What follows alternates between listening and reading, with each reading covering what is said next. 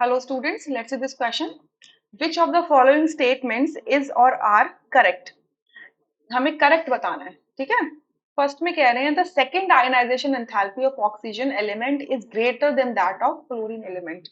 अब देखो ionization enthalpy क्या होती है कि जब आप एक आइसोलेटेड न्यूट्रल गैसियस एटम को किसमें उसके कॉरेस्पॉन्डिंग मोनोवेलेंट कैटायन में कन्वर्ट कर देते हो by the release of one electron from its valence shell. So जो भी आप एनर्जी से प्रोवाइड करते हो उसको हम कहते हैं आयनाइजेशन एंथैल्पी आईई, ठीक है। आयनाइजेशन एंथैल्पी, ठीक है। जब एक इलेक्ट्रॉन करते हो एक बार में तो आयनाइजेशन एंथैल्पी 1 कहते हैं। जब इस कैटायन से फिर से एक और इलेक्ट्रॉन निकालोगे तो उसको सेकंड आयनाइजेशन एंथैल्पी कह देते हैं, ठीक है। फिर तीसरा निकालोगे तो थर्ड कह देंगे, ठीक है। तो यहाँ क्या कह रहे हैं, ऑक्सीजन और फ्लोरीन को रिलेट कर रहे हैं किसकी, सेकंड आयनाइजेशन एंथैल्पी से। अब फर्स्ट ऑप्शन को देख लेते हैं, ऑक्सीजन। ऑक्सीजन का कॉन्फ़िगरेशन क्या हो जाएगी, 1s2 2s2 एंड 2p4, ठीक है। एंड फ्लोरीन की क्या हो जाएगी, 1s2 2s2 एंड 2p5, ये हो जाएगी। अगर मैंने इसमें से एक इलेक्ट्रॉन निकाल दिया, इसमें से एक इलेक्ट्रॉन निकाल दिया, ये देखो अंदर वाले कॉन्फ़िगरेशन लिखने की जरूरत नहीं है ना, मैं सिर्फ 2p के रिस्पेक्ट में लिख रही हूँ। तो ऑक्सीजन के केस में एक इलेक्ट्रॉन निकालते ही ये बन जाएगा 2p3, और क्लोरीन के केस में बन जाएगा ये हमारा 2p4, ठीक है। ऑक्सीजन की फर्स्ट आयनाइजेशन पोटेंशियल क्या होगी, लोअर होगी फ्लोरीन से। क्यों होगी, क्योंकि ये हाफ फिल्ड कॉन्फ़िगरेशन अटेन कर रहा है, स्पेशल कॉन्फ़िगरेशन अटेन कर रहा है। अब अगर आप इसमें से एक और इलेक्ट्रॉन निकालते हो, दोनों में से एक और इलेक्ट्रॉन निकालते हो, तो ऑक्सीजन की जो ऑलरेडी ऑक्सीजन जो पॉजिटिव बन चुका है, अब सेकंड आयनाइजेशन एंथैल्पी इसको देखोगे तो आप क्या कर रहे हो, इसकी हाफ फिल्ड कॉन्फ़िगरेशन को डिस्टर्ब कर रहे हो, इसको 2p2 में कन्वर्ट करवा रहे हो, राइट। यानी कि हाफ फिल्ड कॉन्फ़िगरेशन को डिस्टर्ब करोगे तो ऑब्वियसली बात है कि इसकी आयनाइजेशन पोटेंशियल क्या होगी, ऑक्सीजन की ज्यादा हो जाएगी, सेकंड आयनाइजेशन पोटेंशियल। लेकिन फ्लोरीन की देखो, फ्लोरीन 2p4 है। अगर ये एक इलेक्ट्रॉन और लूज करने के लिए तैयार हो जाता है, एक और इलेक्ट्रॉन लूज करने तैयार हो जाता है, तो ये क्या बन जाएगा, 2p3 बन जाएगा, यानी कि स्टेबल कॉन्फ़िगरेशन रिटेन कर लेगा। तो ऑब्वियसली बात है, जो फर्स्ट स्टेटमेंट लिखा है कि the second ionization enthalpy of oxygen element is greater than that of fluorine element, ये बिल्कुल ट्रू हो जाती है स्टेटमेंट, सही बात है। अच्छा, अब सेकंड ऑप्शन देखो, the third ionization enthalpy of phosphorus is greater than that of aluminium. अब यहाँ पर हम सेकंड ऑप्शन को अंडरस्टैंड करते हैं। फास्फोरस, फास्फोरस एटॉमिक नंबर 15, तो इसको मैं ऐसे लिख लूं, हीलियम 3s2 3p3, ठीक है।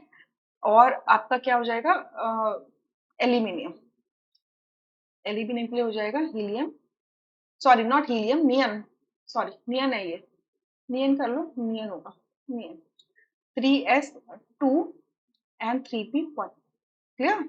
अब कह रहे हैं third ionization enthalpy of phosphorus, phosphorus की थर्ड आयनाइजेशन एंथैल्पी और एल्यूमिनियम की थर्ड आयनाइजेशन एंथैल्पी को रिलेट कर रहे हैं। अब अगर आप देखोगे यहाँ पर अगर मैं फास्फोरस से तीसरा इलेक्ट्रॉन निकाल रही हूँ, अगर मैं फास्फोरस से क्या कर रही हूँ, तीसरा इलेक्ट्रॉन निकाल रही हूँ, तो पहले आप दो निकाल चुके हैं, यहाँ से आपके क्या हो गए, दो निकल चुके हैं, तो ये किस में कन्वर्ट हो गया है, 3p2 में कन्वर्ट हो गई, 3p1 में कन्वर्ट हो गया, दिख नहीं रहा है, मैं इसको थोड़ा सा नीचे लिख देती हूँ, 3p1 में कन्वर्ट हो गया, ठीक है। और एल्यूमिनियम से भी दो इलेक्ट्रॉन निकल चुके हैं, तभी तो हम थर्ड तक पहुंचे हुए, ठीक है। तो ये बन जाएगा आपका 3s1, ठीक है, ये बन जाएगा 3s1। अब देखो, अब अगर आप थर्ड आयनाइजेशन एंथैल्पी की बात करोगे तो यानी कि थर्ड इलेक्ट्रॉन आप निकालना चाहते हो, ये 3s2 एंड 3p1 है, और ये आपका 3s1 रह गया।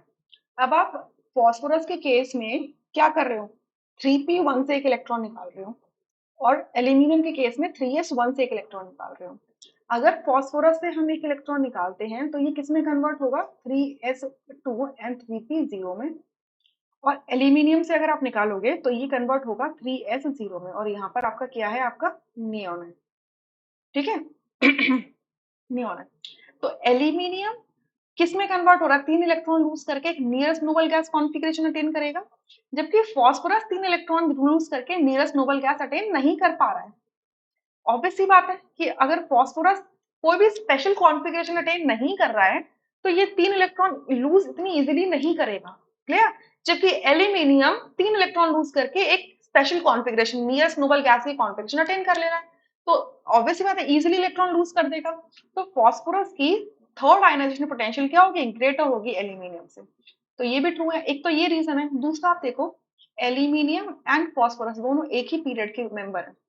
एक ही पीरियड में क्या होता है, साइज क्या होता है, डिक्रीज हो जाता है। क्यों? क्योंकि आप जब लेफ्ट टू राइट जा रहे हो, एक पीरियड में मूव कर रहे हो, तो क्या हो रहा है, न्यूक्लियर चार्ज इंक्रीज हो रहा है, नंबर ऑफ शेल सेम रह रही हैं, बट आपका इफेक्टिव न्यूक्लियर चार्ज इंक्रीज होता जा रहा है आउटर मोस्ट इलेक्ट्रॉन पर। यानी कि फास्फोरस का साइज क्या है, छोटा है, एल्यूमिनियम का साइज बड़ा है। तो फास्फोरस से, छोटे फास्फोरस से 3 इलेक्ट्रॉन निकालना इज डिफिकल्ट, whereas एक बड़े एल्यूमिनियम एटम से 3 इलेक्ट्रॉन निकालना इज इजियर। एंड दूसरी चीज तो बता ही चुके हैं, एल्यूमिनियम 3 इलेक्ट्रॉन लूज करके नियरेस्ट नोबल गैस पे आ रहा है, जबकि फास्फोरस तो वो भी नहीं कर पा रहा। इस वजह से दोनों ही रीजंस की वजह से आपका third ionization enthalpy of phosphorus की ज्यादा हो जाती है। ठीक है, अच्छा, moving on third option. Third option, the first ionization enthalpy of aluminium is slightly greater than that of gallium। अब एल्यूमिनियम एंड गैलियम ये क्या है, एक ग्रुप के मेंबर्स है। ठीक है, तो हम ग्रुप में जब मूव करते हैं तो क्या होता है, साइज इंक्रीज कर जाता है।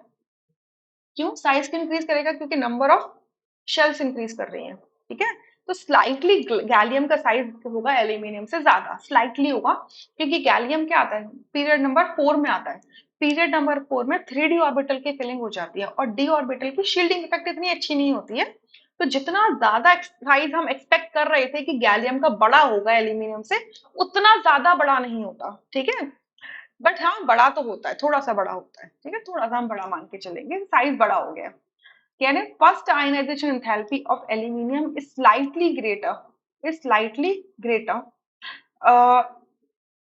Then that of gallium. यहाँ पे ये लिखा हुआ है। तो अगर मैं बोलूं कि ये स्लाइटली ग्रेटर है, तो ये स्लाइटली ग्रेटर भी नहीं होगा, ये ऑलमोस्ट क्या होगा, कंपैरेबल आ जाएगा, या कहीं कि हम बहुत ये कह सकते हैं कि स्मॉलर ही आ जाएगा बेसिकली ये, राइट। ये आप क्या कह सकते हो, एक्चुअली मैंने वही अभी बता दिया आपको रीजन कि थर्ड पीरियड फोर्थ पीरियड में गैलियम लाई करता है, तो इन दोनों का साइज क्या होता है, अ, कहेंगे कि कंपैरेबल ही कह लीजिए आप, बिल्कुल ही कंपैरेबल सा ही हो जाता है। तो कंपैरेबल साइज हो जाने की वजह से प्लस आपका जो डी ऑर्बिटल प्रेजेंट होता है आपका फोर्थ पीरियड के अंदर, तो गैलियम के ऊपर, गैलियम के जो वैलेंस इलेक्ट्रॉन है उसके ऊपर इफेक्टिव न्यूक्लियर चार्ज क्या होता है, काफी ज्यादा आ जाता है, क्योंकि जो डी ऑर्बिटल है उसका शील्डिंग इफेक्ट बहुत पुअर होता है। तो पुअर शील्डिंग इफेक्ट की वजह से गैलियम के ऊपर, गैलियम के वैलेंस शेल के अंदर जो एक इलेक्ट्रॉन प्रेजेंट है, जो आपका NP1 में प्रेजेंट है, उस पे बहुत अच्छा इफेक्टिव न्यूक्लियर चार्ज लगता है, जिसकी वजह से क्या होता है, वहां से इलेक्ट्रॉन निकाल पाना क्या हो जाता है, डिफिकल्ट हो जाता है। क्लियर, डिफिकल्ट हो जाता है, राइट, डिफिकल्ट हो जाता है।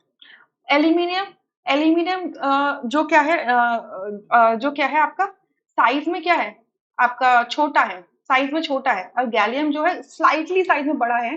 तो हम क्या एक्सपेक्ट कर रहे थे कि गैलियम का फर्स्ट आयनाइजेशन एंथैल्पी क्या होनी चाहिए, कम होनी चाहिए थी एल्यूमिनियम से, बट ये ऐसा नहीं होता। गैलियम की फर्स्ट आयनाइजेशन एंथैल्पी स्लाइटली ज्यादा होती है एल्यूमिनियम से, स्लाइटली ज्यादा होती है, and the reason is the same. But यहाँ पे क्या लिख रहे हैं, first ionization enthalpy of aluminium is slightly greater, तो ये फॉल्स हो गया स्टेटमेंट। फोर्थ में कह रहे हैं the second ionization enthalpy of copper is greater than that of zinc. अगर मैं कॉपर और जिंक को रिलेट करूं, कॉपर 29, ये होता है आर्गन, कॉन्फ़िगरेशन इसकी 3d10 4s1, और जिंक की क्या होती है हमारी, आर्गन 3d10 एंड 4s2, ये कॉन्फ़िगरेशन होती है। तो कह रहे हैं second ionization enthalpy of copper, अगर कॉपर में से हम सेकंड आयनाइजेशन एंथैल्पी देखेंगे, यानी कि 4s का एक इलेक्ट्रॉन चला गया। अब 4s के बाद में इसकी क्या कॉन्फ़िगरेशन बची, 3d10 बची। अब 3d10 एक स्टेबल और half fully filled configuration, sorry fully filled configuration special configuration है, उसमें से आप एक इलेक्ट्रॉन निकालना चाहते हो, राइट। जबकि आप जिंक में देखो, एक इलेक्ट्रॉन आपका 4s से चला गया, तो 4s1 रह गया, तो नेक्स्ट इलेक्ट्रॉन भी 4s से जाएगा ना। तो 4s1 जो है वो कोई स्पेशल कॉन्फ़िगरेशन नहीं है, लेकिन इसके जाते ही कॉन्फ़िगरेशन क्या हो जाएगी, 3d10 में कन्वर्ट हो जाएगी। सो ऑब्वियसली बात है कि कॉपर का सेकंड आयनाइजेशन एंथैल्पी क्या होगी, ज्यादा होगी, राइट। सो ये क्या लिखा है, ट्रू लिखा हुआ है, क्योंकि आप कॉपर के केस में 3d10 को डिस्टर्ब करने वाले हो, राइट। सो इस पूरे ऑप्शन में ट्रू है ना, ये मैंने क्या लिख दिया, फॉल्स लिख दिया यहाँ पे, ट्रू करो ना, ट्रू है, ठीक है, ट्रू करो। तो इस पूरे क्वेश्चन के अंदर तीन ऑप्शंस करेक्ट है, first, second and fourth, third option is the incorrect answer. I hope you understood this question. अगर आपको थोड़ा सा आयनाइजेशन एंथैल्पीज के बारे में पढ़ना है ना, तो आप एनसीईआरटी फर्स्ट पार्ट में चले जाओ। पेज नंबर मैं आपको बता देती हूँ, पेज नंबर आप 87 से स्टार्ट करोगे और फिर आगे बढ़ते जाओगे तो आप आयनाइजेशन एंथैल्पी के बारे में पढ़ सकते हो। I hope you understood this question. Thank you.